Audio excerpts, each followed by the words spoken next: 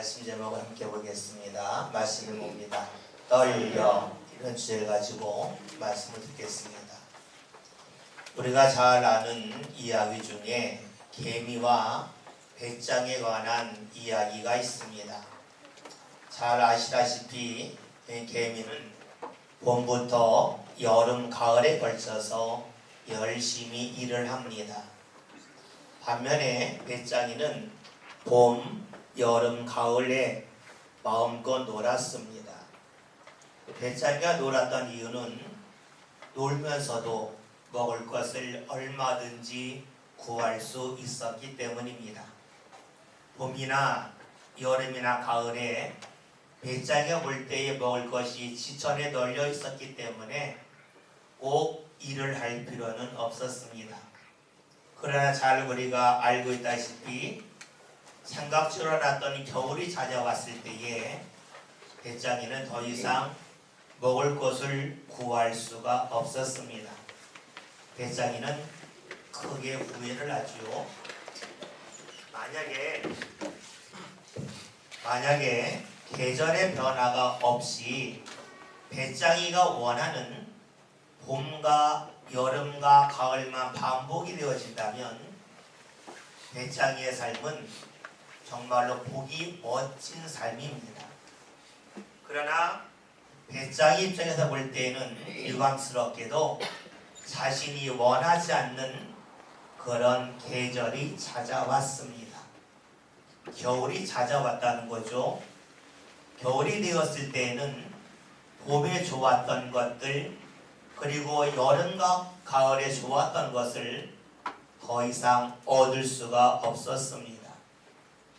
계절의 변화가 있기 때문에 내가 즐겼던 것들이 더 이상 기쁨으로 다가오지 않았던 것이 바로 배짱이의 모습입니다.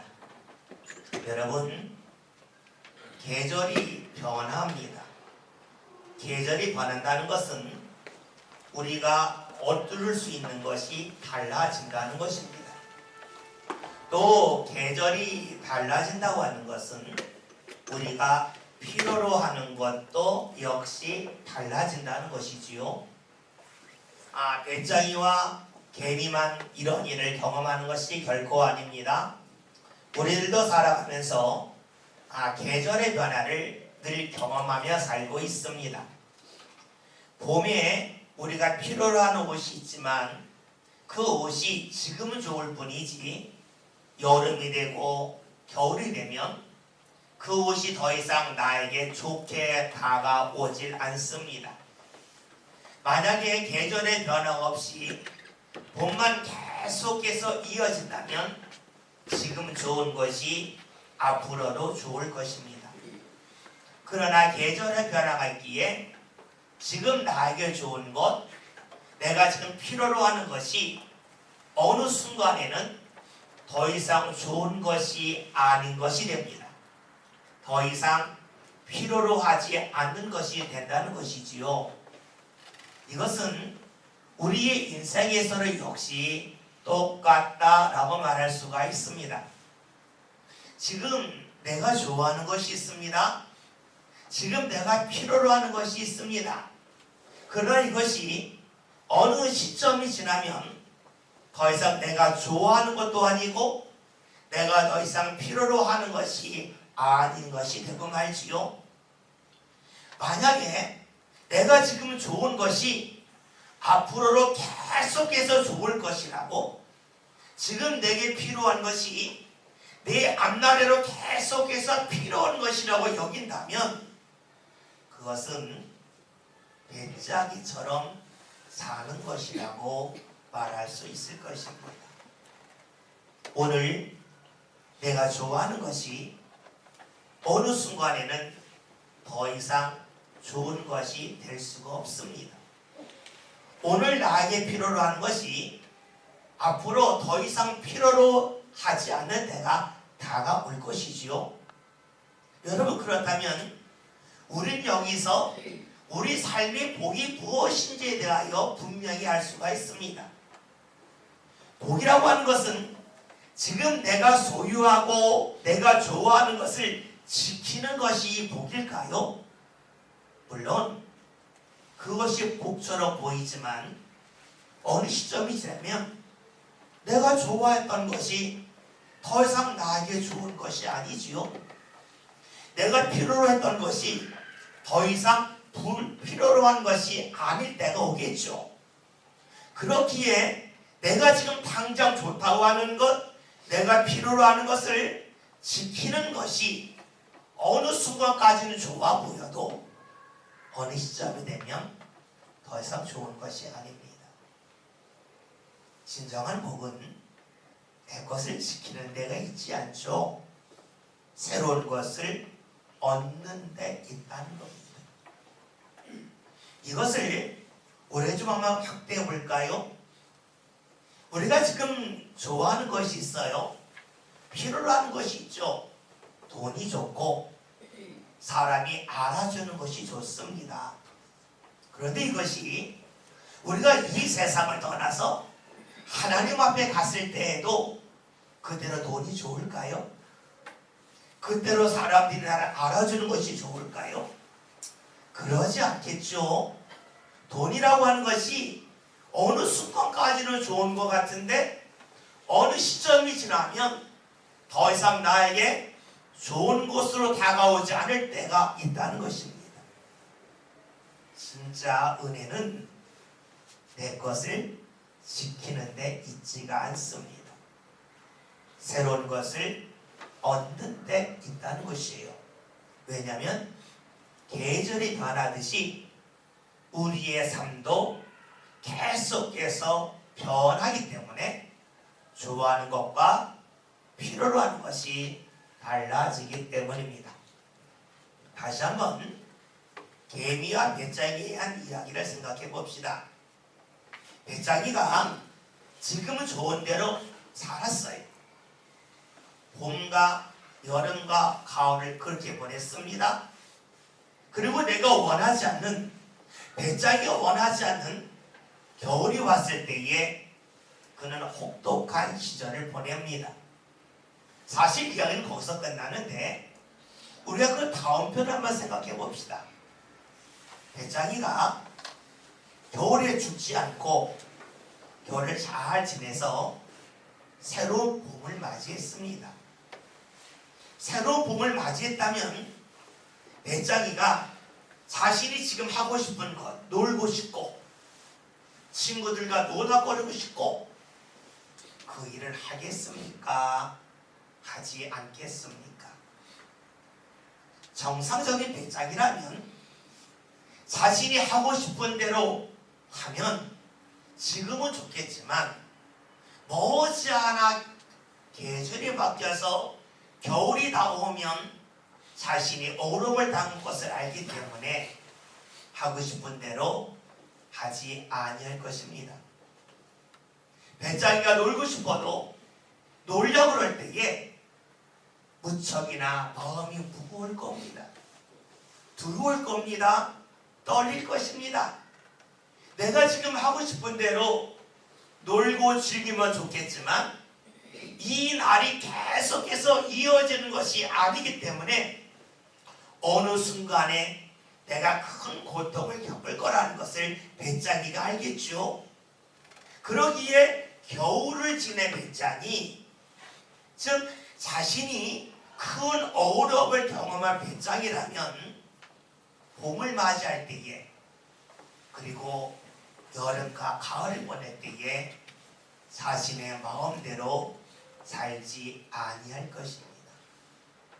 우리가 이런 배짱이의 모습을 보면은 우리의 신앙이 어떻게 계속해서 진행될지를 발견할 수가 있습니다. 많은 이들이 신앙생활하면서 하나님을 바라볼 때에 하나님께서 내 것을 지켜주시는 것에 관심이 많습니다. 내 것을 지켜주시면 그것으로 하나님께 감사하고 하나님께 영광을 돌려 그러죠. 그러나 지금 내 것 중에서 내가 좋아하고 필요로 하는 것이 어느 순간이 지나면 더 이상 좋아하는 것이 될 수도 없고 필요로 하는 것이 되지 않을 것입니다. 내 것을 주장하는 가운데, 내 것을 붙잡는 가운데 배짱이처럼 살 수가 있습니다. 그러다가 어느 순간에 그로 인하여서 내가 하나님의 은혜를 붙잡지 못하고 놓쳤다고 하는 것을 깨닫는 순간에 우리의 삶은 크게 달라질 수밖에 없습니다. 왜냐하면 내 것을 붙잡느라고 하나님의 은혜를 놓친 것을 아는 그 순간에 내가 지금까지 살아왔던 것이 크게 후회가 되고 또 그렇게 반복하여 산다는 것이 무척이나 두렵기 때문입니다. 만약에 내가 하나님의 은혜를 놓치지 않고 붙잡아서 내 가정이 평안할 수 있었는데, 내 자녀였기를 하나님께서 인도해 주셨을 수 있었는데 그것을 내가 알지 못하고 내가 놓쳤다면 여러분, 우리의 삶은 크게 후회로 다가올 것입니다. 그 후회 속에서 내가 하고 싶은 대로 하는 것, 내 것을 지키기에 내가 연연하는 그 자체가 크게 두려울 수밖에 없습니다. 그게 떨릴 수밖에 없습니다. 하나님의 은혜를 놓친 것을 분명히 아는 사람의 모습입니다.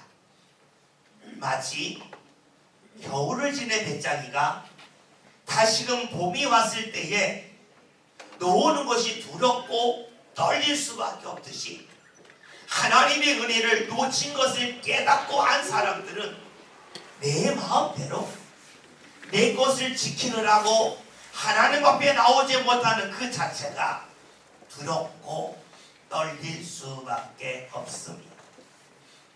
우리가 이런 마음을 가지고 오늘 말씀을 보면 말씀이 쉽게 다가옵니다. 오늘 말씀을 볼까요?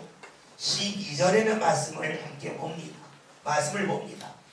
그러므로 나의 사랑하는 자들아, 너희가 나 있을 때뿐 아니라 더욱 지금 나 없을 때에도 항상 복종하여 두렵고 떨림으로 너희 구원을 이루라. 아멘.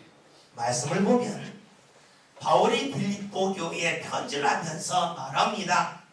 사랑하는 자들아 라고 말합니다. 사랑하는 자라고 하는 것은 그를 아낀다는 겁니다. 사랑하기 때문에 해야 할 말이 있으면 그 말을 전하는 겁니다. 사랑하지 않으면 지나칠 수 있는 말이 있습니다. 사랑하지 않으면 그 사람이 잘되든 잘못되든 크게 마음이 쓰이지 않습니다. 사랑하기 때문에 잘되기를 원하고 있습니다. 사랑하기 때문에 주의 은혜 자리에 서기를 원하고 있어요. 그래서 하는 말이 뭡니까?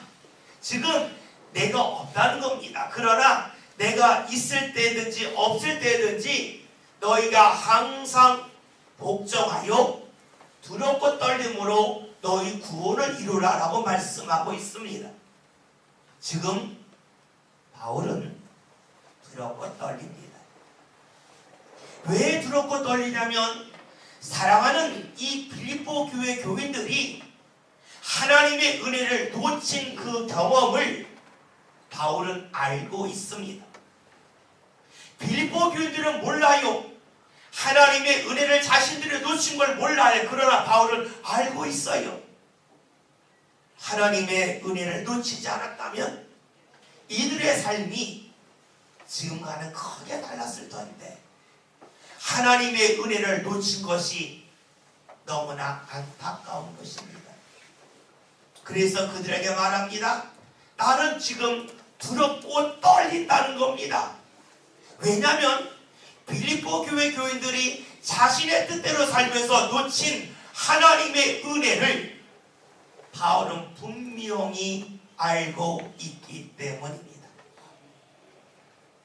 우리가 하나님 나라 갔을 때에 분명 모든 것이 드러나지요.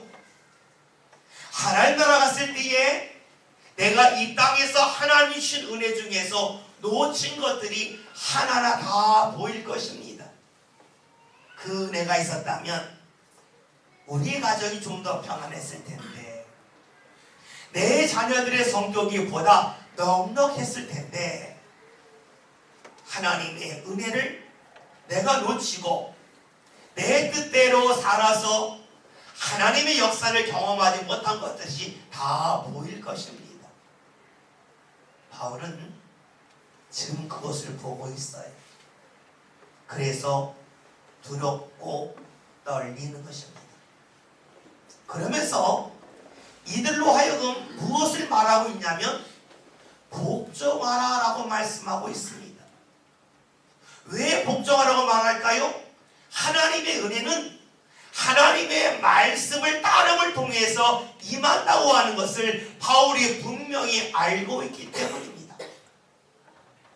빌립보 교회 교인들이 바울이 있을 때와는 달리 바울이 없는 이 순간에 하나님의 말씀을 잘 따르지 않습니다. 따르지 않은 이유는 몇 가지가 있겠죠. 바울이 지금 빌립보 교회에 없고 다른 사람이 와서 말씀을 전하는데 아마 바울과 비교가 됐을 겁니다. 말씀을 전하는 것이 바울과 같지 않고 또 기도할 때 나타나는 하나님의 역사가 다를 수 있어요. 그러니까 상대적으로 지금 있는 목회자가 바울에 비해서 작게 보여서 말씀을 들을 때에 말씀을 잘 따르지 않을 가능성도 있습니다. 또 하나는 지금 빌립보 교회 교인들이 하나님의 은혜를 받아서 그들의 삶이 풍족합니다. 풍족하다고 했더니 주의 말씀을 붙잡고자 하는 그 열망이 크게 줄었다는 것이죠. 그러면서 말씀을 따르지 아니하려고 합니다. 이 소식을 들은 바울은 두렵고 떨렸습니다. 왜냐하면 하나님의 은혜는 내가 지금 무언가 하나님 앞에 바르게 했기 때문에 바로 임하는 것이 아니기 때문이죠. 예수님 말씀하신 것처럼 하나님의 나라는 씨앗을 뿌리는 겁니다. 씨앗을 뿌렸다고 하는 것은 지금 내가 하는 일이 바로 결실로 맺어지는 것이 아니라 그 일이 쌓이고 쌓여서 결실을 맺는다는 거죠. 그렇다면 지금 빌립보 교회에 임한 은혜는 과거로부터 지금까지 하나님의 말씀을 따르는 가운데 임한 결과입니다. 그 결과인 중에서 지금 말씀을 듣지 않습니다. 말씀을 복종하지 않습니다. 바울은 하는 거죠. 얼마 지나지 않아서 하나님의 은혜가 더 이상 이어지지 않을 때가 다가옴을 합니다. 달리 말하면 배짱이가 원하지 않을 겨울을 맞이하듯이 이들에게도 얼마 지나지 않아 겨울이 다가올 걸 알고 있어요. 사랑하는 빌립보 교인들이 주의 은혜를 받아 살아야 하는데 그 은혜를 놓치고 있으니 바울은 너무나 두렵고 떨렸습니다. 말씀을 따르지 아니함을 통해서 일어나는 일은 무엇입니까? 오늘 주께서 주시는 구원의 역사가 나타나지 않는다는 겁니다.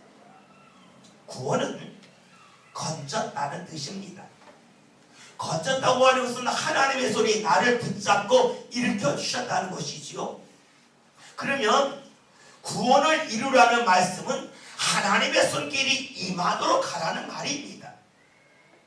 하나님의 손길이 임한다는 것은 또 다른 말로 하면 하나님의 은혜가 임한다는 것이지요.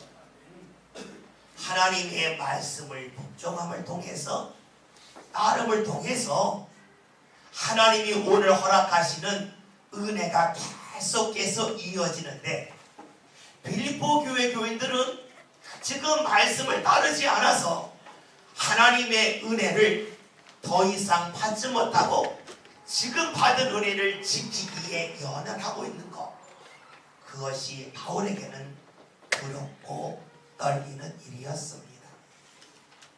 여러분, 우리가 하나님의 말씀을 따른다고 그럴 때에 그 말씀을 따르는 것이 그다지 쉽지만은 않습니다. 왜냐하면 말씀을 따른다고 하는 것은 내가 하고 싶은 것을 하지 않아야 따를 수 있기 때문이죠. 내가 하고 싶은 것을 다 하면서 말씀을 따른다면 쉬운 일이에요. 그러나 말씀을 따르려면 내가 하고 싶은 것을 하지 않아야 됩니다. 다시 말하면 배짱이처럼 내가 하고 싶은 것을 다 하면 내가 원하지 않은 때가 왔을 때에 크게 어려움을 당할 수밖에 없지요. 하나님의 말씀도 역시 그러합니다. 그런데 우리가 하나님의 말씀을 복종할 때 일어날 일은 무엇인가? 오늘 성경이 이렇게 우리에게 증언해 줍니다. 13절의 말씀을 함께 읽겠습니다. 말씀 있습니다.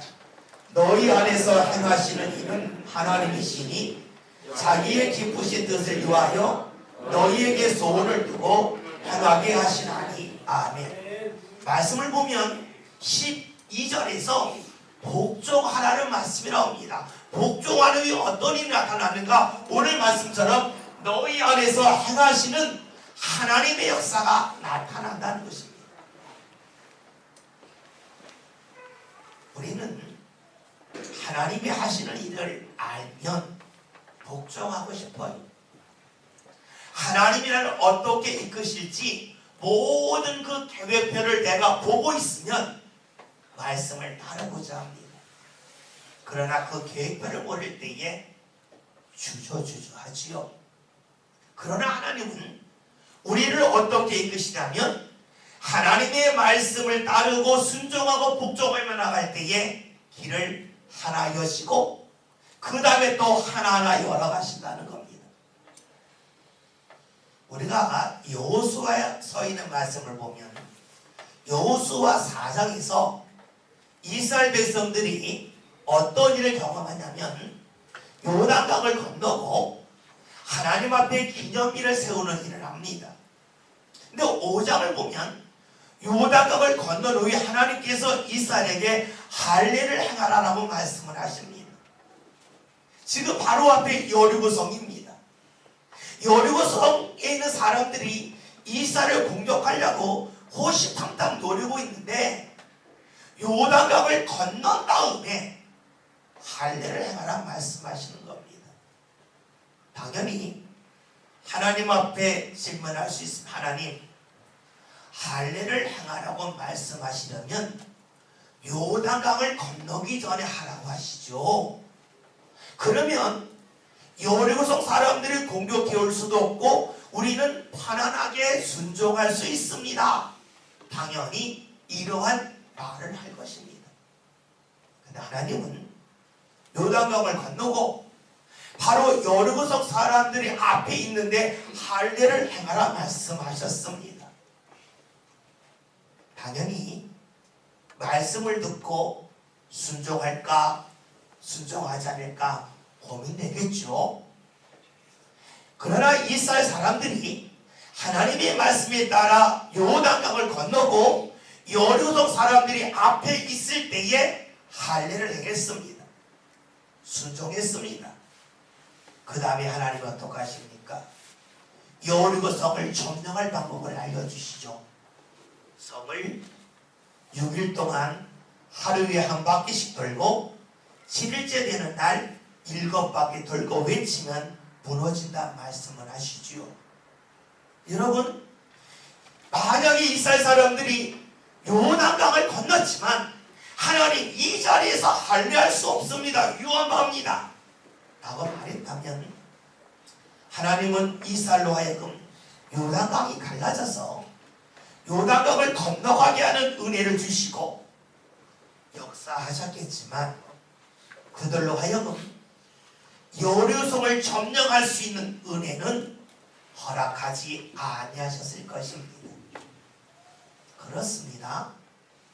하나님의 말씀에 순종하며 나갈 때에 하나님이 우리 안에서 행하십니다.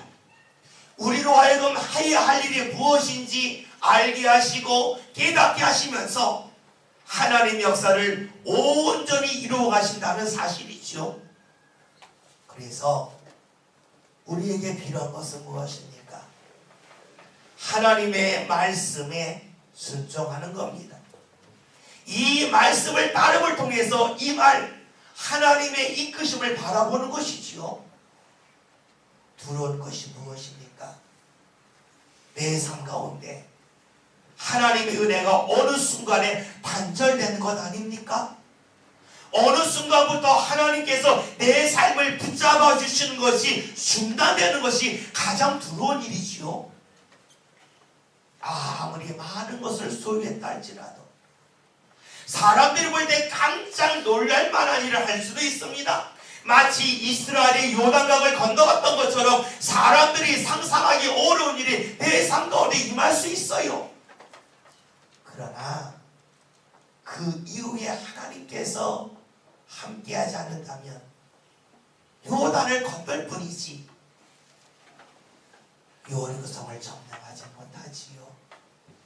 어느 순간에 하나님의 은혜가 끊어지는 것, 이것이 가장 두렵고 떨릴 일입니다. 오늘 우리의 삶도 역시 그러하지 않겠어요? 우리의 삶에 지금 평안함, 여유로움이 있을 수 있습니다. 그러나 하나님의 은혜가 어느 순간에 중단된다면 우리의 삶은 내 힘으로 내 능력으로 살 수밖에 없습니다.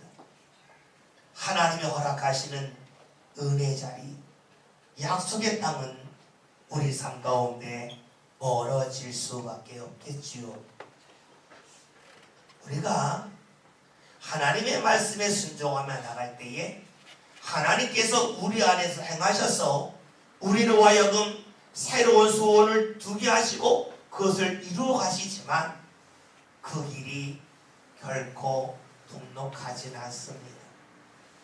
그러기 우리들은 하나님의 말씀을 따르면서도 자꾸 우리 마음속에 무슨 생각이 듭니까? 바로 오늘 성경이 이를 증언해줘요. 14절 봅니다. 함께 봅니다. 모든 일을 원망과 시비가 없이 하라. 아멘. 하나님의 말씀을 따르지만 하나님이 하시는 그 일이 내 마음에 들지 않을 때가 있습니다. 하나님이 일하시지만 그 하나님 일하시는 시기가 내가 원하는 시기와 다를 때가 있습니다. 이럴 때에 우리는 자연스럽게 원망과 시비를 할 수가 있습니다. 불평할 수 있다는 것이죠. 그러나 우리가 기억해야 될 것은 우리가 불평할 때에 나도 모르게 하나님의 말씀을 등지고 만다는 것입니다. 원망하는 마음이 있으면 마음이 상했다는 겁니다. 마음이 상했을 때에 우리의 발걸음은 옮겨지기가 어렵습니다. 무엇을 하든 싫습니다. 예수님께서 십자가를 지셨습니다. 저는 예수님이 십자가를 지었을 때에 예수님이 크게 두렵고 떨렸을 거라고 저는 여깁니다. 왜 두렵고 떨리셨을까요? 상에 찔리는 것, 가시관을 쓰는 것, 사람들이 예수님을 모욕하는 것이 두려우셨을까요? 물론 그럴 수도 있겠지만 예수님이 가장 두려워했던 것은 그것으로 인하여서 예수님이 하나님을 원망하진 않을까. 하나님을 원망한다면 십자가의 길을 더 이상 가지 않겠죠. 십자가의 길을 가지 아니한다면 예수님의 몸은 변할 수 있겠지만 예수님이 십자가의 달리심을 통하여 구원할 모든 인류를 하나님 앞으로 인도하지 못할 것을 예수님은 두려워했을 것입니다. 자신의 감정과 자신의 느낌에 따라 산다면 하나님께서 예수님을 통하여 주시고자 하셨던 하나님의 역사가 멈추는 것, 그것이 얼마나 두렵고 떨리셨겠습니까? 그러기에 예수님은 기도하신 건 아닙니까? 혹여나 예수님께서 원망하고 불평하는 가운데 십자가를 지지 않음을 통해서 모든 인류가 구원받을 그 기회를 예수님이 막을 것을 두려워하셨기에 기도하신 것 아니겠습니까? 예수님은 하나님의 역사가 멈추는 것이 가장 두려우셨을 것입니다. 그것이 떨렸을 겁니다. 그러기에 기도하고 계셨습니다. 오늘 우리들에게 가장 두렵고 떨리는 일이 무엇입니까? 내게 있는 건강이 사라지는 겁니까? 내가 소유하고 있는 물질이 더 이상 내 삶 가운데 남아있지 않고 어디론가 날아가 버리는 겁니까? 예, 물론 그것도 두려워할 수 있고 떨릴 수 있는 일입니다. 그러나 가장 큰 두려움과 떨림은 하나님의 계획된 은혜가 내 삶 가운데 임하지 않고 그냥 흘러가는 것입니다. 하나님의 은혜가 흘러가는 것만큼 두렵고 떨리는 일은 없습니다. 아무리 내가 수고했다 한들 하나님께서 내 삶을 붙잡는 것만큼 내 삶이 굳건히 설 수 있겠습니까? 하나님께서 나를 인도하시는 만큼 내 부모가 내 앞길을 인도해 줄 수 있겠습니까? 하나님이 내 자녀의 앞길을 붙잡고 끌고 가시는 것만큼 내가 이끌고 갈 수 있겠습니까? 그 누구도 하나님을 대신할 수는 없습니다. 내 자녀에게 부모로서 내가 하나님을 대신할 수 없습니다. 그리고 내 부모도 하나님을 대신할 수는 없습니다. 하나님만이 우리의 앞길을 바르게 인도하시고 복되게 인도하십니다. 여러분, 내가 소유하고 있는 것, 잃어버리는 것 두려워할 수 있겠지만 하나님의 인도하심을 받지 못하는 것에 비하면 아무것도 아닙니다. 내가 하고 싶은 것 못하는 것이 즐거운 일은 아닙니다. 그러나 하나님의 인도함을 받지 못한다면 그것은 더 안타까운 일입니다. 오늘 바울의 고백을 기억합시다. 두렵고 떨렸던 바울, 왜 두렵고 떨렸을까? 구원을 이루지 못할까봐, 하나님 허락하신 은혜를 놓칠까봐 그를 두려워하였습니다. 저와 여러분이 내가 하고 싶은 대로 살고 싶습니다. 내가 계획한 것 마음껏 행하고 싶습니다. 그렇다면 오늘 우리의 삶은 배짱이의 삶으로 전락하고 말 것입니다. 두려워합시다. 하나님의 은혜가 내 삶 가운데 지나갈 것을 두려워합시다. 내가 하나님의 말씀을 듣고 내 감정에 이끌려 살으라고 말씀에 복종하지 않음을 통하여서 하나님의 은혜가 내 삶 가운데 임하지 않고 비껴가는 것을 두려워합시다. 그리고 그것 때문에 떨 수 있는 저와 여러분이 될 수 있기를 바라겠습니다. 그 떨림이 있다면, 그 두려움이 있다면 우리는 하나님의 은혜에 붙잡을 수 있습니다. 때로는 내가 하고 싶은 것 못할 수도 있습니다. 때로는 내 자존심이 무너질 수 있습니다. 그러나 그것은 하나님의 은혜에 비하면 아주 보잘것없습니다. 들어합시다. 떨줄합시다. 하나님의 은혜가 지나가는 것을 붙잡지 못하는 것을 두려워하며 떨주하는 저와 여러분 되셔서 하나님의 은혜가 지나가지 않고 삶 가운데 임할 수 있도록 주의 말씀에 순종하며 붙잡는 삶을 저와 여러분이 함께 살아갈 수 있기를 주의 이름으로 기원드립니다. 기도합니다.